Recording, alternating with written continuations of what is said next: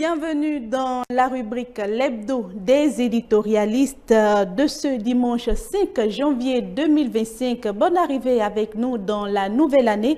Mesdames et messieurs, comme d'habitude, nous plongeons dans deux thématiques qui nous interrogent. D'un côté, un message de vœux présidentiel porteur d'espoir, mais aussi de grandes attentes. De l'autre côté, le Vodou Days, cet événement culturel, un carrefour du sacré, mais dans lequel la politique s'implique, que révèle l'implication du gouvernement sur le rayonnement culturel et l'identité nationale. Nous en discutons sur ce plateau avec notre directeur de publication, Kamaroudine Arepa. Bonjour à vous. Bonjour Maëlle, bonjour chers téléspectateurs. Également Adrien Tchomakou de Fraternité. Bonjour à vous. Bonjour Madame Maëlle, bonne fête de janvier, bonne fête de 2025. Meilleurs vœux à toutes et à tous et bienvenue à cette édition. Le rédacteur en chef de l'autre vision est également avec nous, Stéphane Arino-Rossou. Bonjour à vous. Bonjour Maëlle, bonjour aux confrères qui sont avec nous ici. Bonjour aux téléspectateurs et téléspectatrices. Le message de vœux du président Patrice Talon, vous l'avez certainement écouté. Il a été adressé depuis la caserne de Dessa et a été teinté d'un appel à l'unité nationale, à la paix et à la prospérité. Comment ce message du président s'inscrit dans le contexte sécurité actuel? Je trouve que le message du chef de l'État, dans son ensemble, c'est quand même un message qui vient à point nommé. C'est un message de paix, c'est un message apaisant, c'est un message auquel on s'attendait un peu de la part du chef de l'État.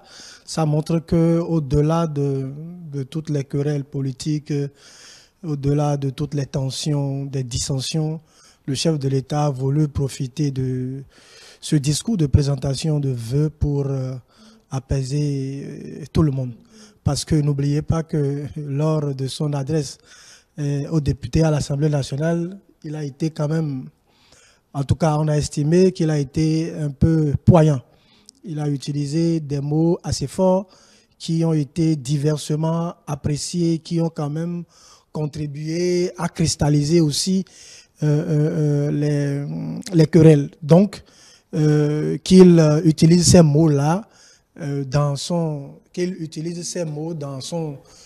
adresse de présentation de vœux, je trouve que c'est quand même soulageant.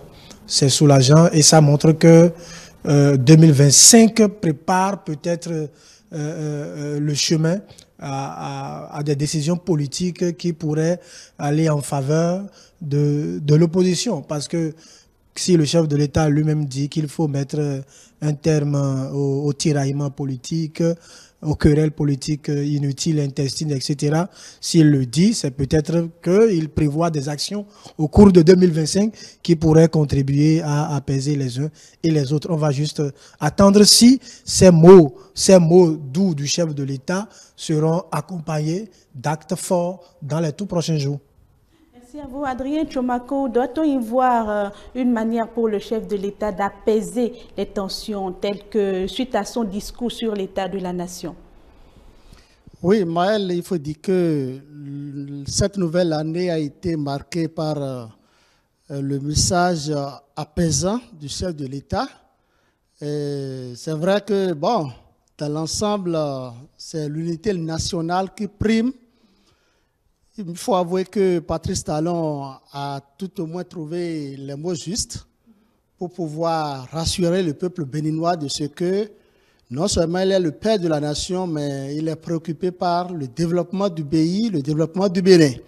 Le chef de l'État, c'est vrai, à cette occasion de présentation de vœux de nouvel an au peuple béninois, il a quand même ressorti une expression plus ou moins forte, une présentation de vœux qui est allée à la lutte politique, où Patrice Talon disait, je cite, si je ne me trompe pas, qu'il parle d'une trêve, qu'il souhaite qu'il y ait une trêve, qu'il y ait une trêve de la chamaille politique. C'est bel et bien l'expression utilisée.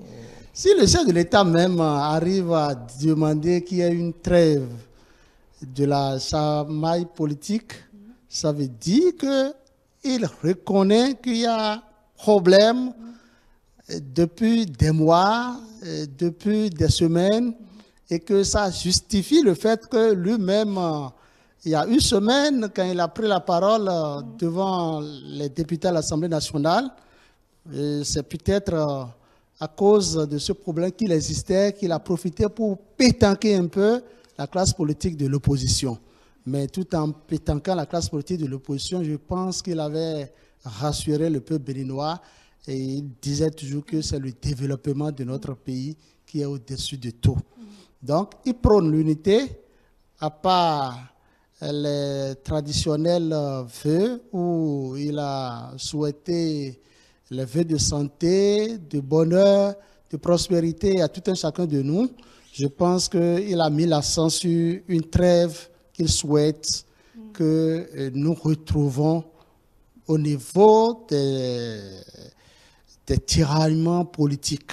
Bien sûr, c'est bien le cas. Alors, Kamaroudine Arekba, pourquoi la caserne de Dessa pour faire passer ce message de vœux?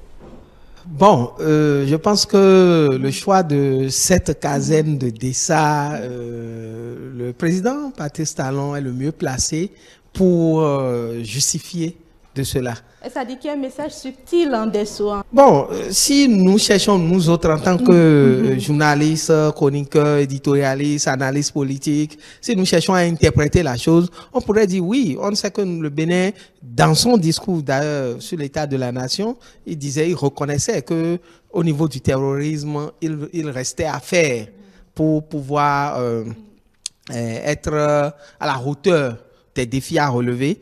Et donc, s'il choisit d'aller galvaniser les FDS, les forces de défense et de sécurité, donc, dans cette caserne de Dessa là, alors que quelques jours plus tôt, ne l'oublions pas, le haut commandement militaire est allé pratiquement au front, dans les zones de tension même, pour aller toujours galvaniser la troupe.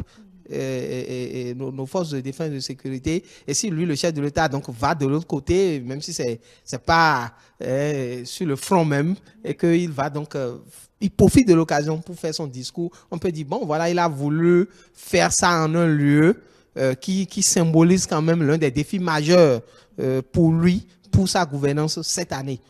Et moi, j'aimerais qu'on se rappelle que l'année dernière, bon, je sais pas comment il va dire ça, en fin 2023, quand nous étions sur le point d'amorcer 2024, le chef de l'État avait adressé ses vœux à la nation à travers, me semble bien, un débat télévisé où il y avait quelques professionnels des médias, je crois de 2 ou 3 chaînes, qui l'ont interrogé. Et c'est par le biais donc de ce débat qu'il a profité à adresser ses vœux. Et là, il a choisi de le faire devant les FDS à Dessa, dans cette caserne-là. Et moi, quand j'analyse au-delà du choix de ce lieu, que j'ai interprété comme je viens de le faire, quand j'analyse les propos, je me rends compte que le 20 décembre, face à la représentation nationale, il s'est comporté, il s'est exprimé en restant dans la posture de premier leader de la majorité présidentielle.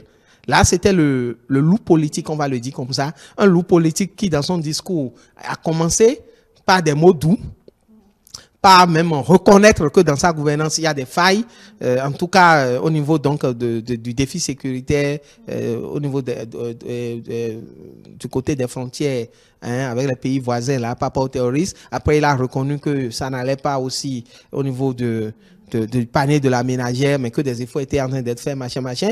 Et vers la fin, le loup a sorti vraiment ses griffes quand il a, comme l'a dit mon collègue tout à l'heure, il a pétanqué, j'emprunte ces mots, il a donc donné un coup de botte, je l'aurais dit comme ça, aux opposants. Donc là, il était dans la posture de chef de la mouvance politique de la majorité présidentielle. Mais quand on prend ces mots adressés à la nation cette fois-ci, par rapport donc en termes de vœux, on voit bien là le père de la nation qui s'exprime. il a parlé en tant que le premier citoyen des Béninois. Il s'est adressé non seulement aux Béninois de l'intérieur et de l'extérieur, mais aussi aux étrangers vivant au Bénin. Il a utilisé, je pense, des mots quand même, des mots d'espoir, des mots positifs. Et c'est seulement quand il a donc évoqué, il a souhaité cette trêve de la chamaille politique intéressée et inutile pour le Bénin et que nous gardions le cap du développement. C'est seulement là que moi, je me suis dit, tiens, il n'a pas pu s'empêcher une fois encore de s'exprimer politiquement. Et pour moi, ce qu'il a dit là, ce n'est que la suite de ce qu'il disait au Parlement pendant le message sur l'état de la nation. Et reste à voir, le collègue Stéphane a commencé déjà par espérer que ce soit des mots qui augurent de bonnes nouvelles pour l'opposition. Personnellement, je n'y crois pas. C'est mon point de vue, je n'y crois pas. Je ne pense pas que cela augure de quoi que ce soit de positif nécessaire. Parce que, est-ce que d'abord le chef de l'État, un chef d'État, leader de la majorité présidentielle, a vocation à faire des cadeaux à l'opposition? Dans la définition stricto sensu du rôle de chef de l'État, je ne pense pas. Le chef de l'État n'a pas vocation à faire des cadeaux à l'opposition.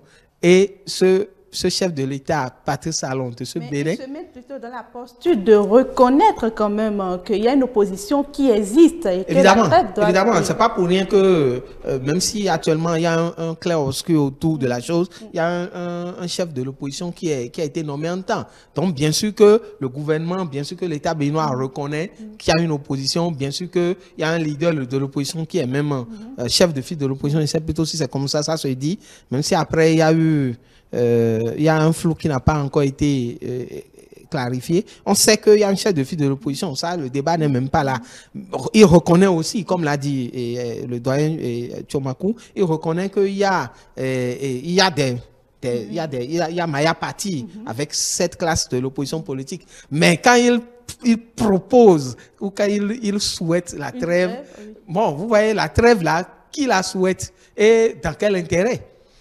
Et est-ce qu'au moment où lui souhaite une trêve, les opposants, eux, alors que le 2026 pointe à l'horizon comme ça, nous sommes là maintenant, 2025 c'est l'antichambre de 2026, d'accord? Est-ce que les opposants, eux, cette trêve-là, le timing de la trêve qui décide de ça, à qui ça arrange que la trêve ait lieu maintenant? Donc, bref, je pense que cette trêve que le chef de l'État souhaite, pour le développement du pays, c'est une très bonne chose. Mais la trêve doit être réfléchie et décidée ensemble.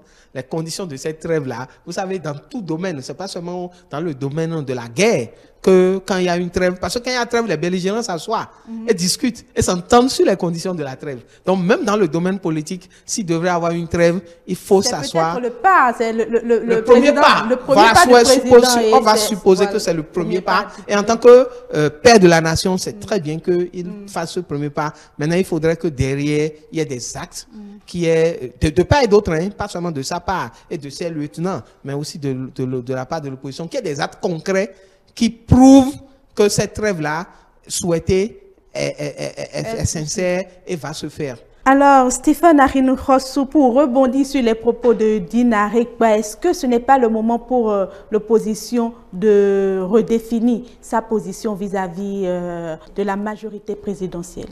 Je crois d'abord que l'opposition ne peut pas, comme un enfant, bondir sur ces phrases pour déjà commencer par dire que bon, le chef de l'État leur tend la main parce que le discours politique est un autre et puis le discours littéraire est également un autre problème. Je trouve que quand on fait recours à ce que le chef de l'État a dit devant les parlementaires, il a dit aucune concession, aucun compromis. Donc, il a été catégorique.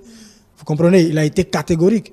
Il y a même pas une possibilité de négociation catégorique sur des questions d'entente, de conciliabule politique. Et l'opposition ne peut même pas espérer quelque chose dans ce sens-là. Donc, le clivage mouvance et opposition est clair. Le combat est engagé. Chacun est dans son rang. et le combat va se faire si on doit s'en tenir. Maintenant ici, le chef de l'État dit, il faut maintenant une trêve que les querelles. Vous voyez, il y a déjà une sorte d'antinomie, d'accord, entre ce qui avait été dit et ce qui est dit maintenant. Sauf que on peut croire que le chef de l'État a voulu peut-être rectifier, a voulu rectifier ce qu'il avait dit au Parlement ou devant les parlementaires. Il a voulu peut-être mettre un petit bémol pour dire, bon, voilà, j'ai été trop dur. Maintenant, je pense que 2025 va être l'année au cours de laquelle on va s'asseoir, on va échanger, on va discuter, on va définir de nouvelles bases. Maintenant, le contenu, c'est quoi? Qu'est-ce qui divise? Qu'est-ce qui divise? Ce qui divise, c'est déjà la question du code électoral. C'est déjà ça. Est-ce que dans la trêve là, le chef de l'État est en train de dire, bon, on peut s'asseoir pour voir si ça va être maintenu? Ce qui fâche, c'est ceux qui sont exilés. Est-ce que le chef de l'État est d'accord en disant, en demandant la trêve, il est en train de dire, bon, au cours de cette année-là, on va s'asseoir pour que, au moins, nos frères qui sont partis là, par peur ou bien parce que, qu'ils reviennent. Nous sommes d'accord? Si ceux qui sont en prison là, à Ivor, Madougou et les autres là, est-ce que le chef de l'État est en train de dire que dans la trêve qu'il est en train de demander là, est-ce que ceux-là on va les laisser? On va essayer de trouver une entente pour qu'ils sortent de prison, de prison. Parce que le problème de l'opposition, c'est là. Ce n'est pas la trêve. Pour l'opposition, ça va être à ce niveau-là. Donc, est-ce que le chef de l'État, en demandant la trêve, est en train de donner ce contenu-là? Est-ce qu'il est prêt à aller à la table d'échange, de négociation? Il a parlé de chamaille politique. Oui, il n'a pas donné de précision. Pour qu'on mette fin à ces chamailles politiques-là, il faut s'asseoir. Il faut s'asseoir. Maintenant, on va s'asseoir là sur la base de quoi? Sur la base de ces sujets-là. Puisque ce sont ces sujets-là qui fâchent. L'opposition ne voudrait pas devenir, je sais pas, un laudateur du président de la République. Non, l'opposition, ses doléances politiques depuis sont claires. Maintenant, est-ce que le chef de l'État, en le disant, puisque 2020, il est pratiquement à la fin là, est-ce qu'il est en train de dire, bon, on s'est chamaillé durant tout mes 2 mandats là, maintenant que je suis presque à la fin, je veux dire, bon, maintenant on peut s'asseoir. On peut entendre de cette oreille, et c'est peut-être le premier pas tel qu'on le disait. Maintenant, je dis, les politiciens sont ce qu'ils sont parce que lorsque le chef de l'État tient ce langage, il n'est pas forcément dans la posture de chef de l'État. Il est dans la posture d'un politicien qui a son camp politique.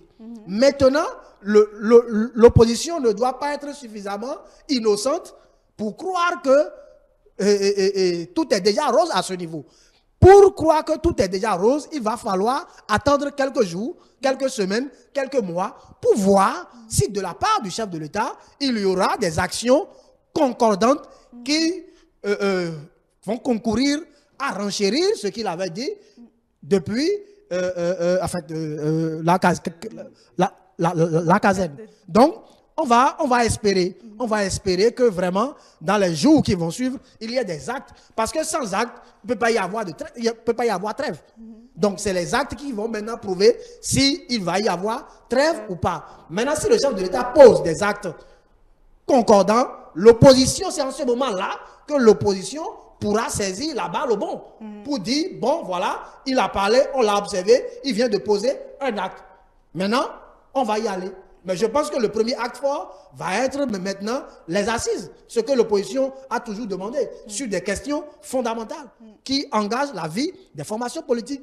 Donc, la politique, c'est les intérêts. Et si le chef de l'État ne prend pas en compte les intérêts de l'opposition, je pense que ça va être une trêve demandée et que les jours vont emporter. C'est ça. Je suppose que Adrien Tchomonkou a un mot pour enchérir. Oui, ce n'est pas un seul mot, il y a plusieurs mots. Non, il faut dire que le chef de l'État, Patrice Talon, en parlant d'une trêve de chamaille politique, c'est parce que lui-même sait que nous sommes en 2025. 2025, c'est-à-dire en quelque sorte 2026. Et il sait bien que déjà en 2025, beaucoup de choses vont se passer. En réalité, s'il parle d'une trêve de la chamaille politique, je dirais c'est un vecteur de la paix. C'est pour dire, je suis en train de prôner la paix. Parce que lui-même sait qu'en 2025, politiquement, le Bénin va trembler. Le Bénin ne va pas basculer, mais le Bénin va trembler politiquement. Et en tant que père de la nation, il doit prôner la paix. Oui, la chamaille politique, il doit y en avoir. Et ça doit commencer même déjà en janvier. Ce n'est pas ce que nous promulguons ici. Écoutez, le chef de l'État a dit pour lui, oui. c'est son souhait le plus ardent. Mais si on en tient à ses propos d'il y a une semaine, c'est que les acteurs politiques de l'opposition ont fort à faire. Donc, ils doivent très rapidement rechausser leurs manches. Parce que, à la lutte des choses, si l'opposition que nous avons aujourd'hui, si cette opposition ne prenne pas garde, c'est que le dauphin de Patrice Talon va passer comme de l'eau à boire en 2026. C'est ça la véritable préoccupation. Donc, en l'état, l'opposition, écoutez, l'opposition ne cessera de sortir des pics aussi. L'opposition ne cessera de trouver des expressions pour pouvoir, d'une manière ou d'une autre, dire au chef de l'État, à la mouvance présidentielle que nous existons. Donc, une chose est claire, il y aura chamaille politique. Ça, c'est clair, c'est certain. Je ne dis pas que le vœu du chef de l'État ne sera pas accepté par Dieu ou n'est pas accepté par Dieu, que ça ne sera pas réalisé, mais nous sommes en politique. Peut-être que le chef de l'État ne veut pas qu'on assiste à ces chamailles qu'on a eu à voir dans des élections précédentes. On ne peut pas assister à de bouleversements, à des chamailles qui peuvent amener autre chose. Mais les chamailles politiques, nous allons en assister en République du Bénin jusqu'au lendemain des élections générales. Parce que la pré-campagne a commencé. Oui, c'est vrai. Ce n'est pas ce que les gens de l'État disent. Ça ne concerne pas seulement les acteurs politiques. Ça concerne aussi des acteurs influents de la société civile. C'est ça. Puisqu'il y a plusieurs OACC aujourd'hui qui excellent dans la protection des droits de l'homme, dans la promotion de la paix et dans des actions qui d'une manière ou d'une autre, amènent l'homme politique à revenir sur sa décision. Donc je pense quand même que les propos de Patrice Talon, c'est des propos forts, c'est des propos justes, mais c'est des propos qui politiquement ne tiennent pas. Chamaille politique, on en aura. C'est à Zalaï, vous allez, pas Zalaï, à Candide, à Zan, comment ça s'appelle? À Zanaï Candide. C'est à Candide, à Zanaï, vous allez dire de ne pas tirer à boulet rouge sur le gouvernement. Ou bien c'est les FCBE qui ne vont pas dire certaines vérités. C'est Boni Yahi aujourd'hui. Malheureusement, il est un peu indisposé. Nous lui souhaitons un prompt rétablissement. C'est Boni Yahi aujourd'hui qui va prendre la parole et ne pas rappeler certaines choses à la classe politique de la mouvance. Ce qui est évident, l'opposition et la mouvance, les deux seront dans leur rôle. Les deux seront dans leur rôle. Il y aura de tiraillements politiques, ça c'est clair, c'est une évidence. Mais le souhait le plus ardent de nous tous, c'est que les propos des uns n'amènent pas l'autre à poser des actions qu'on ne doit pas poser. Et que l'unité de notre pays prime sur tout. Le développement du Bénin, et rien que le Bénin est unique. Qu'on ne nous fasse pas bouleverser notre pays. C'est le plus important. Justement, Kamaroudine Arekpa, dans quelle mesure ce message contribue-t-il à renforcer la légitimité du président auprès des forces armées? vis-à-vis des forces de défense et de sécurité, le message est assez clair. Je pense même qu'il a été assez précis, même en leur demandant de ne pas, enfin, en leur demandant, si je ne me trompe pas de propos, de ne pas adouber les bouleversements constitutionnels, les coups d'État. Je pense qu'il a tenu des propos proches de ça. Il leur a fait comprendre que les coups d'État, ce n'est pas une bonne chose et que eux, en tant que garants donc de la sécurité, de la défense du territoire, tout ça, qu'ils ne devraient pas promouvoir ce genre de choses. Donc, sa légitimité vis-à-vis des forces de défense et de sécurité, le fait aussi qu'il se soit donc qu'il soit venu passer ces moments de fête de fin d'année avec eux. Il a consommé des mets locaux. Je pense qu'il a pris du Atassi. On a vu les vidéos, les photos circuler. Il a pris des mets locaux avec eux. Il a déjeuné avec eux. Tout ça, c'est une manière d'être plus proche d'eux, de se légitimer davantage vis-à-vis d'eux. Donc, à ce niveau, je pense qu'il n'y a pas du tout, je pense qu'il n'y a pas d'inquiétude à avoir. On a constaté durant les presque 8 ou 9 ans déjà de gestion du pays par le président Patrice Talon, quand même, qu'il y a une forte complicité entre lui et l'armée, la Grande Muette. Et donc, à ce niveau, plaise à Dieu qu'il n'y ait jamais de problèmes entre ces forces de défense et de sécurité et l'État, enfin le gouvernement en place, que ce soit maintenant ou après. Je pense que le Bénin a déjà tourné dos résolument à ces bouleversements-là et qu'il n'y a plus à même espérer ou craindre que cela arrive. J'aimerais aussi, si vous permettez, mettre un peu de bémol dans les propos de mon doyen pour dire que nous n'avons pas l'intention ici de faire peur aux compatriotes. Et quand nous parlons il y aura la chamaille politique, que ça va, cette année 2025, il y aura forcément, c'est parce que nous sommes je recevais un acteur politique la dernière fois qui disait qu'en tant que journaliste, nous sommes un peu des historiens. Effectivement, nous sommes un peu des historiens. Nous savons comment ça se passe chaque fois qu'on s'approche des joutes électorales comme ça, et surtout quand c'est en fin de mandat, c'est-à-dire en fin de mandat du nombre de mandats constitutionnels d'un président en exercice, nous savons un peu comment tous les camps, opposition comme mouvement, jouent leur va-tout pour pouvoir soit se maintenir, le fameux après nous c'est nous, soit se maintenir, soit pour pouvoir revenir aux affaires pour ce qui est donc de l'opposition. Donc, nous sommes sceptiques et c'est à bon droit sur l'effectivité de cette trêve politique-là que le chef de l'État demande quand lui-même, dans quelques jours plus tôt, parle donc d'impossibilité de négociation, d'impossibilité de compromis. Et quand nous savons encore que l'opposition, elle, ne peut pas accepter cette trêve-là, quand même, les bras ouverts, elle ne peut l'accepter, comme l'a dit le confrère tout à l'heure, que si certaines conditions sont réunies. Donc, c'est pour tout ça que cette trêve, nous la souhaitons, évidemment, pour le bien du pays, mais nous pensons que politiquement, dans la réelle politique, c'est presque impossible qu'il y ait cette trêve-là réellement.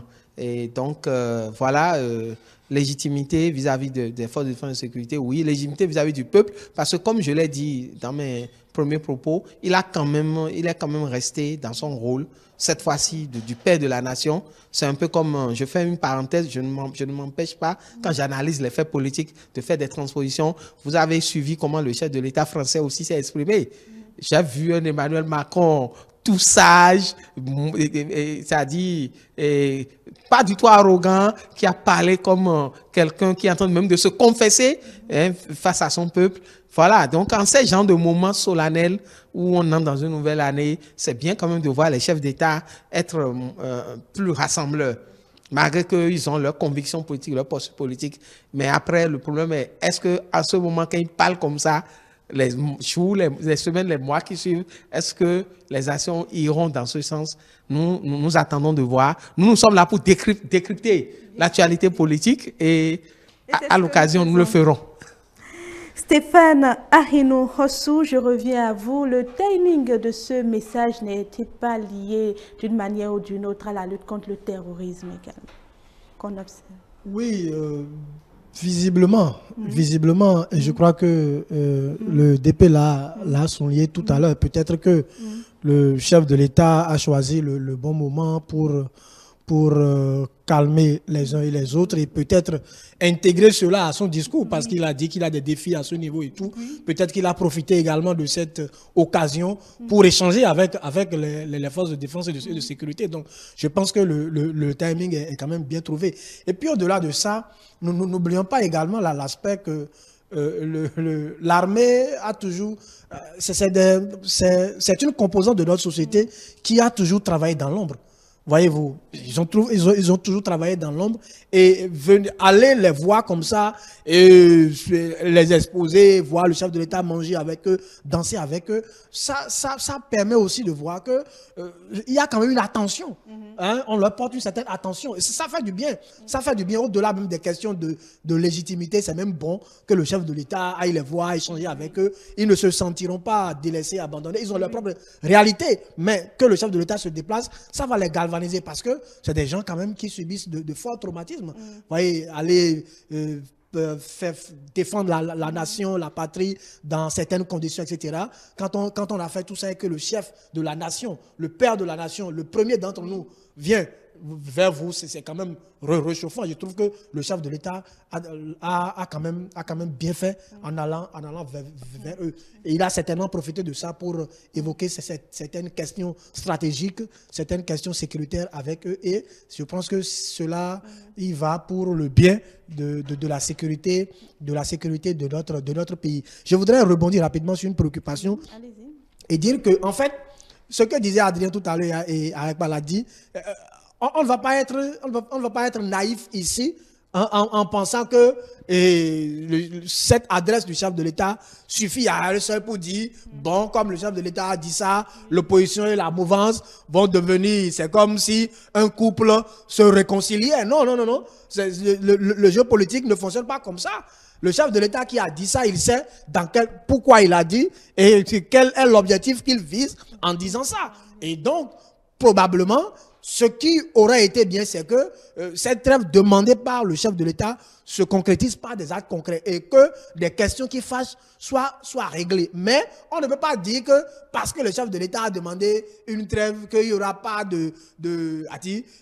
l'opposition ne dira plus rien pour attaquer la mouvance, pour attaquer le chef de l'État. Non, chacun est dans son rôle. Peut-être qu'en demandant cette trêve-là, c'est sur des questions politiques stratégiques, ils vont s'asseoir et trouver la formule nécessaire pour que la tension politique puisse baisser entre les deux. Sinon, fondamentalement, c'est deux camps opposés. C'est deux camps opposés. Ils ne vont pas s'entendre. Peut-être sur des questions stratégiques, ils vont s'entendre pour le bien de la nation. Merci à vous. Pour finir, Adrien Tchomako, comment les médias doivent observer cette posture du chef de l'État? Oui, il faut noter que en toute chose, quand le chef de l'État se déplace et que le chef de l'État prend la parole, c'est ce qui est officiel que le chef de l'État nous sait. C'est ce qui est officiel que nous entendons, que nous suivons, que nous écoutons. Une chose est certaine et claire, que le chef de l'État, Patrice Talon, a bel et bien échangé avec cette troupe. Donc ça veut dire quoi? Qu'il y a eu des non-dits. Ça, c'est une évidence. On ne peut pas tout révéler. Et c'est parce que c'est la grande muette que ces éléments, ces militaires ne peuvent non plus prendre la parole pour piper mot. Je pense quand même que, entre autres, le chef de l'État, d'abord, le lieu retenu, il faut que je me prononce là-dessus, si Patrice Talon s'est déplacé pour aller à Dessa, à Tofo, dans les casernes, pour déjeuner avec eux, c'est d'abord pour galvaniser la troupe, pour leur dire, oui, je sais que vous faites beaucoup pour la nation. C'est vous qui défendez l'intégrité du territoire. C'est vous qui êtes garant de notre patrie. Je compte beaucoup sur vous. C'est vrai, vous n'êtes pas encore à la hauteur de la lutte contre le terrorisme, mais je sais qu'avec les formations que vous recevez quotidiennement, vous allez y arriver. Avec les matériels que nous avons commandés, qui rôdent en route, mais je pense qu'en 2025, vous allez y parvenir. L'espoir est permis. Je pense que le chef de l'État pouvait peut-être, entre autres aussi, aborder avec eux certains aspects. Parce que qu'ils vous souviennent, en janvier, plus précisément le 20 janvier 2024, le chef de l'État, Patrice Talon, avait pris un décret pour mettre en retraite d'office plus de 1000 fonctionnaires militaires et policiers à la retraite. C'est vrai que selon les tests en vigueur, c'est faisable, mais c'est une décision qui avait rendu impopulaire le chef de l'État béninois. Et pour corriger le tir, Patrice Talon, vers la fin de l'année, a instruit son ministre de l'économie et des finances. Et ces 1000 et quelques fonctionnaires de police, de militaires, ont bénéficié à titre exceptionnel des rappels. Des rappels qui courent de leur date de mise à la retraite d'office, chacun en ce qui le concerne bien sûr, jusqu'à la date d'admission à la retraite normale de tout un chacun d'eux. Et en décembre 2024, beaucoup ne le savent pas, parce que le gouvernement n'a pas communiqué autour. Peut-être que le chef de l'État a dit ça aux fonctionnaires, aux jeunes fonctionnaires, pour qu'ils sachent que lui, Patrice Talon, il est à cœur ouvert à tout le monde. Je rappelle, par exemple, en décembre 2024, ces retraités d'office ont découvert dans leur compte bancaire des virements allant de 2 millions à 25 millions de francs CFA. Ah oui, ça c'est bien. C'est une très bonne chose. Parce que le chef de l'État a compris que mettre des gens à la retraite d'office, effectivement, c'est vrai, les tests l'exigent, l'autorisent, mais que ce n'est pas une bonne chose. Il faut quand même corriger le tir. Ce tir qui a été corrigé, moi j'ai dit bravo au chef de l'État, bravo au gouvernement béninois. Peut-être qu'à l'occasion, le chef de l'État, Patrice Talon, a expliqué à plus d'un des militaires tout ça. Donc, il les a motivés. Parce qu'ils doivent aborder certains sujets par rapport à leur alimentation, à leurs primes. C'est des choses que peut-être le chef de l'État a abordées et il aurait donné des instructions fermes pour qu'on puisse les accompagner davantage. Plus les gens sont motivés, plus les gens seront déterminés à travailler. Ce que je voudrais dire, en grosso modo, cette volonté politique du chef de l'État béninois, Patrice Talon, que la classe politique de la mouvance et de l'opposition observe une trêve de, quoi elle a dit, de la chamaille politique, c'est une très bonne chose, mais la faisabilité reste à définir. Une chose est claire, l'opposition aura son mot à dire presque chaque semaine en début de cette année. Merci beaucoup. Alors, c'est ainsi que nous clôturons ce premier chapitre. Nous en entamons un autre. Chaque année, le Vodou Days rassemble autour des valeurs spirituelles et culturelles béninoises. Mais ces dernières années, ces dernières éditions ont vu une implication croissante du gouvernement avec des financements et des participations officielles. Une question se pose. Cet intérêt traduit-il une volonté de préserver et de promouvoir notre patrimoine ou s'inscrit-il dans une stratégie politique? Kamaroudine Arikba, comment voyez-vous le rôle que joue depuis pratiquement 2 ans déjà le gouvernement dans l'organisation et la promotion des Vodou Days au Bénin? Merci Maëlle. Je pense que cela n'aura étonné personne. Cela n'aura étonné personne que cette fête des religions endogènes, fête du Vaudou, instituée donc depuis 92, je pense, par l'excellentissime président Nicéphore Soglo à l'époque, que cette tradition donc de célébration les 10 janvier de cette fête-là soit devenue donc depuis 2 ans, c'est-à-dire depuis l'année dernière, soit devenue carrément les Vodou Days. et qu'aujourd'hui, on en vienne donc à férier, je pense, 2 à 3 jours, en tout cas à consacrer 3 jours de célébration. Et ça a commencé l'année dernière, sauf que cette année, les 3 jours sont officiellement reconnus comme des jours de célébration. Ce n'est plus donc les 10 janvier seuls, mais c'est les 8, 9 et 10 janvier. Il y a beaucoup d'investissements. Je vais dire institutionnel d'abord. Il y a un sérieux investissement institutionnel qui se fait autour de l'événement. Il y a un sérieux investissement financier.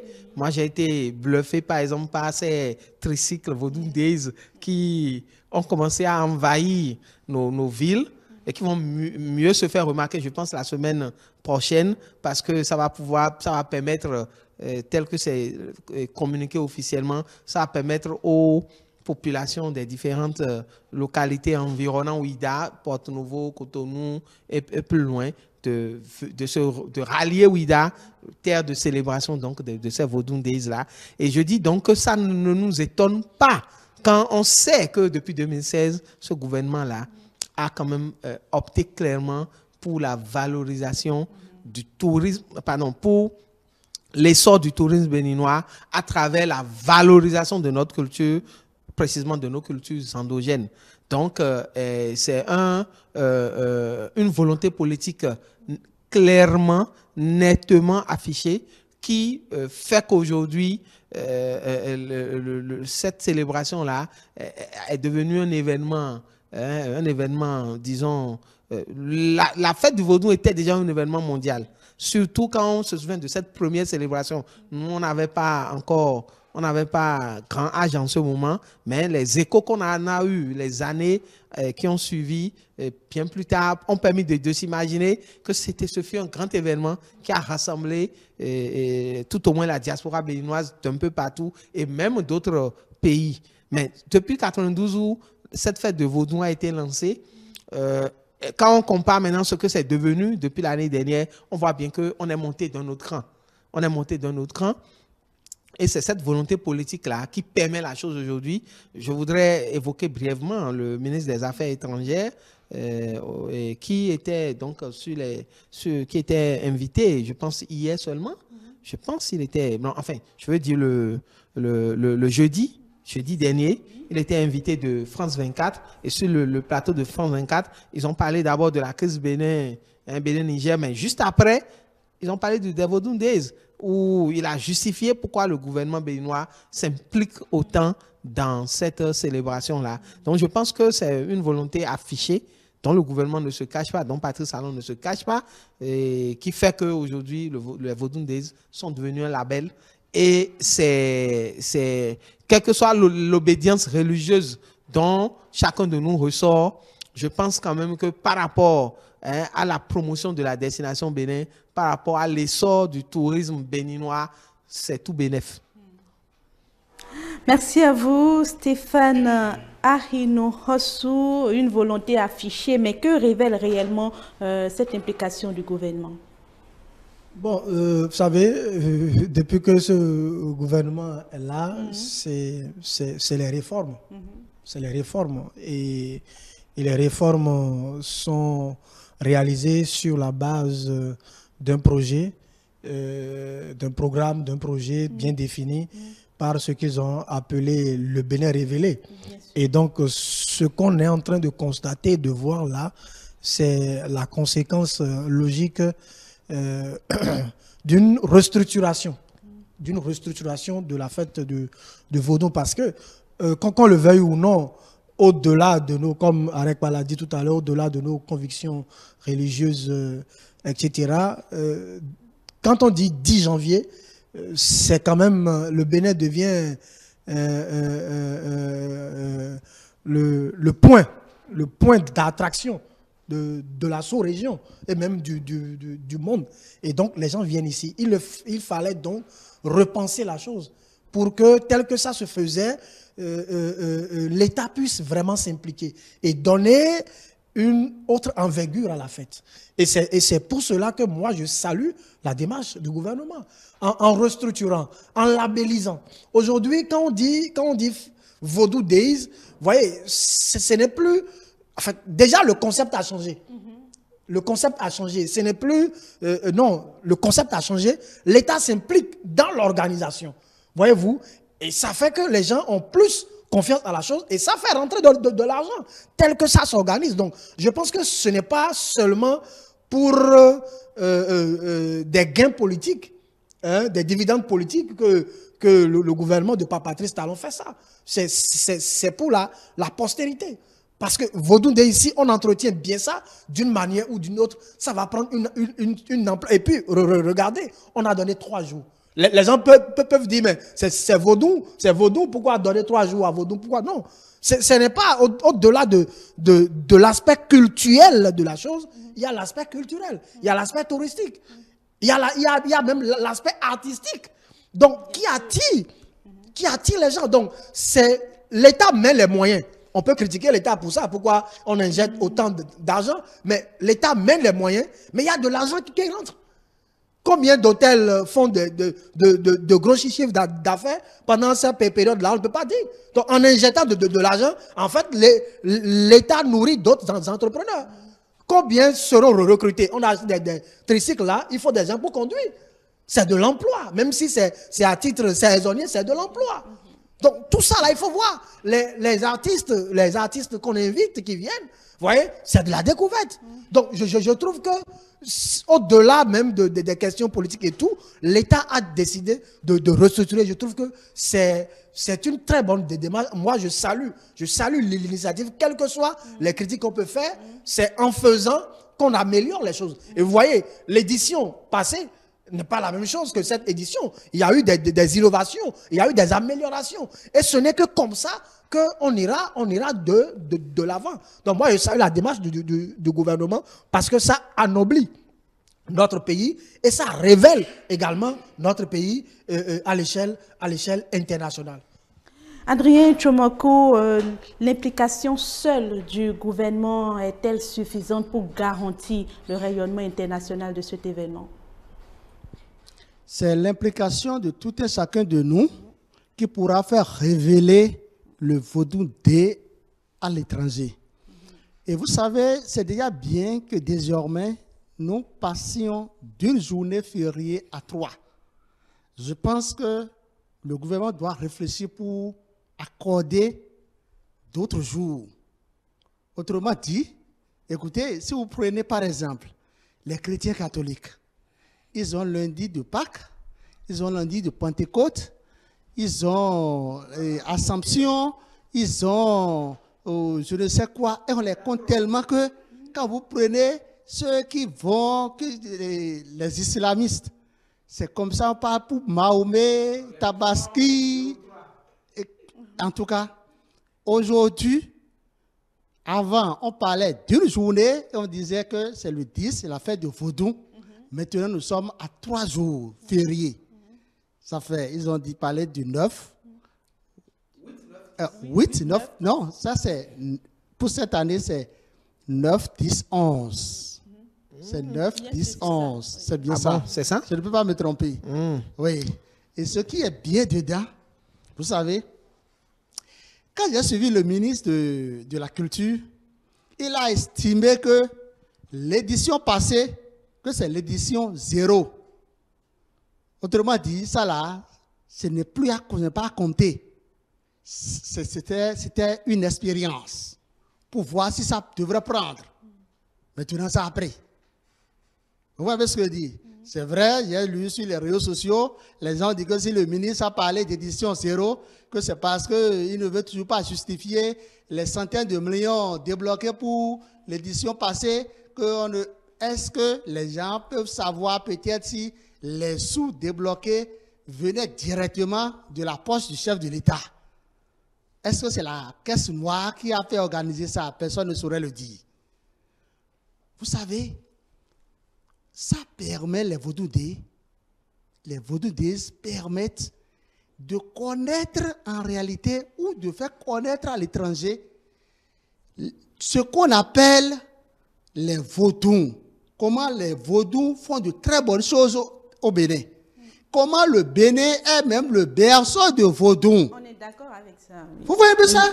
Parce que c'est des occasions pour découvrir de très bonnes choses au plan culturel. Je ne parle même pas seulement culturel, mais culturel. Quand notre chef d'État est allé en Martinique, vous avez vu? Là, vous avez suivi? Comment ceux qui sont là-bas lui ont d'abord imposé de mettre la main dans une calebasse. On lui a fait passer par la tête pour dire quoi? Pour dire que, ah, ici, c'est sacré.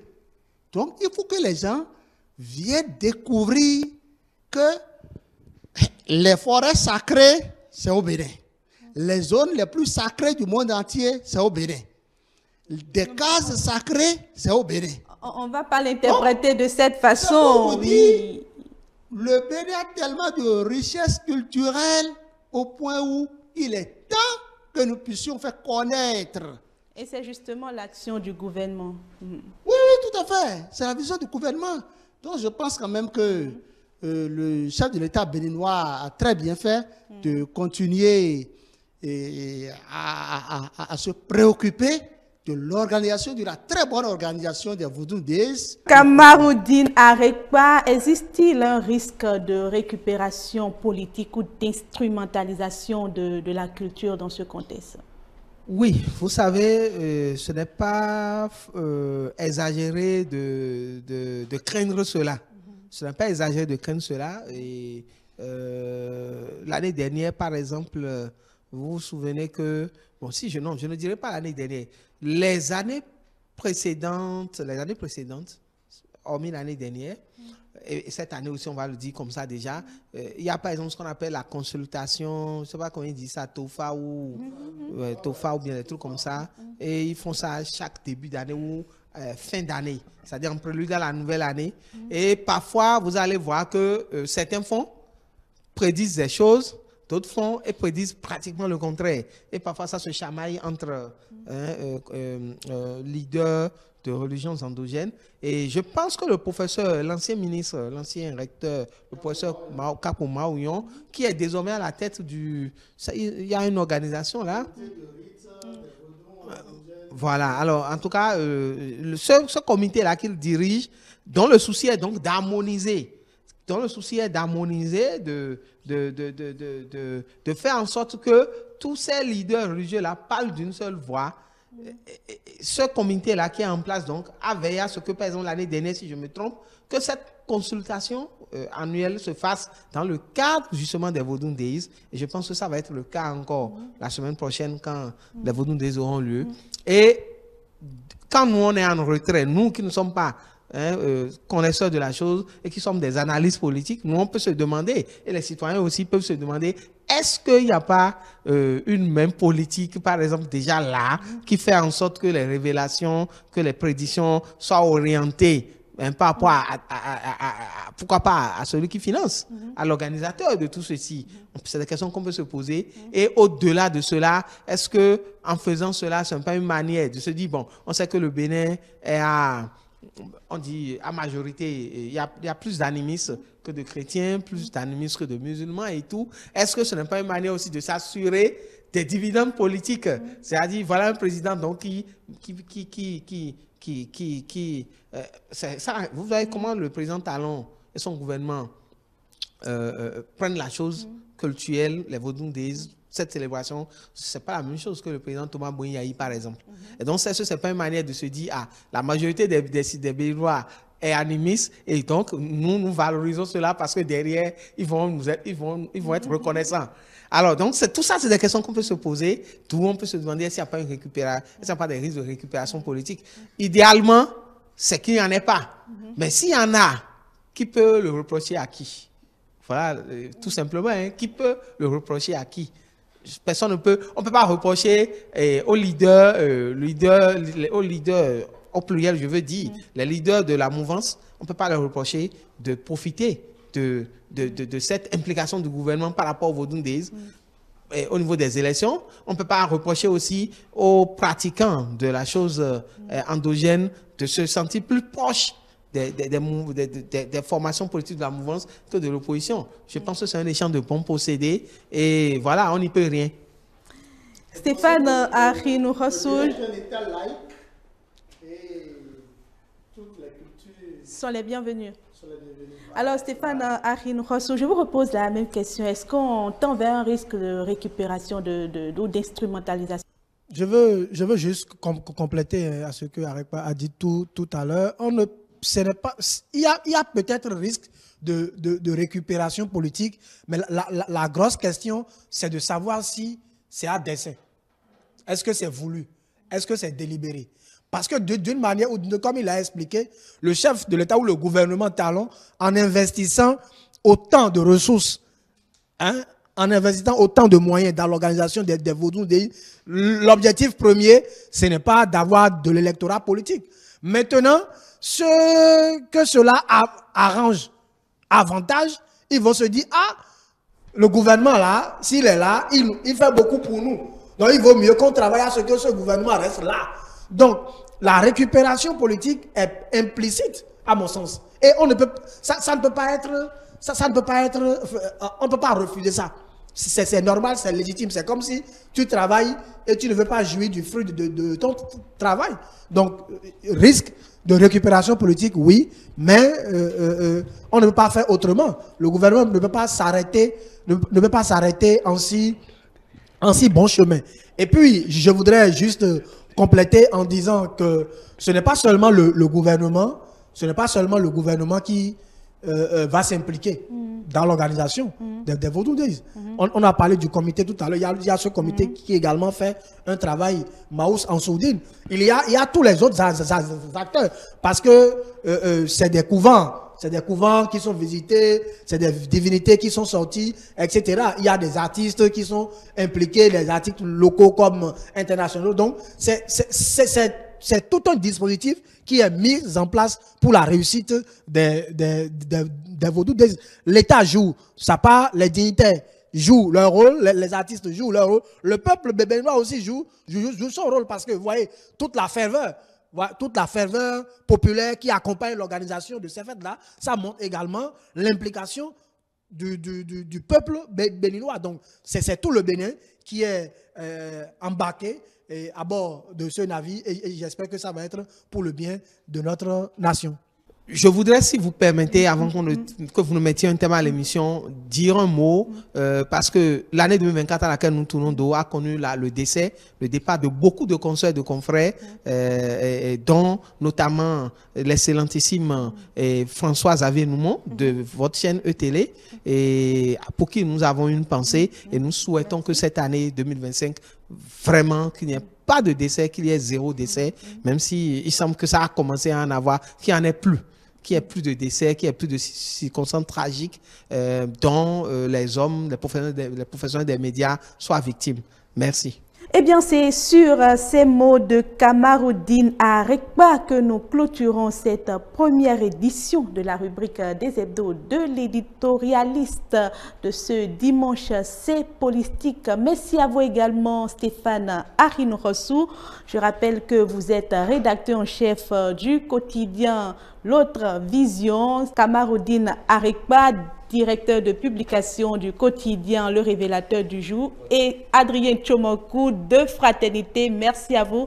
Mesdames et messieurs, nous avons parcouru les vœux présidentiels qui ont été adressés depuis la caserne de Dessa. Les éditorialistes sont d'accord qu'il s'agit d'un appel à la paix et à l'unité. Quand bien même cette posture du chef de l'État est stratégique. Également, nous avons abordé la question des Vodou Days, l'implication du gouvernement, et bien, c'est une implication positive, quand bien même il y a risque de récupération politique ou d'instrumentalisation de la culture, mais c'est quand même toujours dans la logique du gouvernement de faire révéler la culture béninoise, non seulement au plan national, mais également à l'international. Merci de nous avoir suivis et à dimanche prochain.